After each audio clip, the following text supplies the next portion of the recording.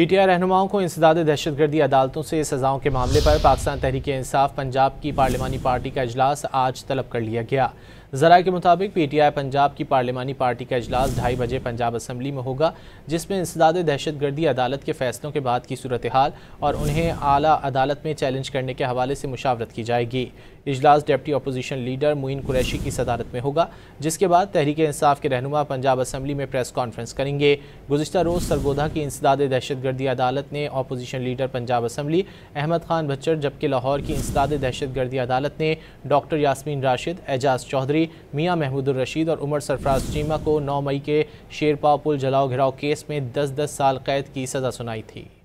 PTI रहनुमाओं को इंसदाद दहशतगर्दी अदालतों से सजाओं के मामले पर पाकिस्तान तहरीक-ए-इंसाफ पंजाब की पार्लिमानी पार्टी का इजलास आज तलब कर लिया गया। ज़राए के मुताबिक पीटीआई पंजाब की पार्लिमानी पार्टी का इजलास 2:30 बजे पंजाब असम्बली में होगा, जिसमें इंसदाद दहशतगर्दी अदालत के फैसलों के बाद की सूरत हाल और उन्हें आला अदालत में चैलेंज करने के हवाले से मुशावरत की जाएगी। इजलास deputy opposition leader Moin Qureshi की सदारत में होगा, जिसके बाद तहरीक-ए-इंसाफ के रहनुमा पंजाब असम्बली में प्रेस कॉन्फ्रेंस करेंगे। गुज़िश्ता रोज़ सरगोधा की इंसदाद दहशतगर्दी अदालत ने opposition leader Punjab assembly Ahmed Khan Bachhar, जबकि लाहौर की इंसदाद दहशतगर्दी अदालत ने डॉक्टर यास्मीन राशिद, एजाज चौधरी, मियां महमूदुर रशीद और उमर सरफराज चीमा को 9 मई के शेरपाव पुल जलाओ घिराव केस में 10-10 साल कैद की सज़ा सुनाई थी।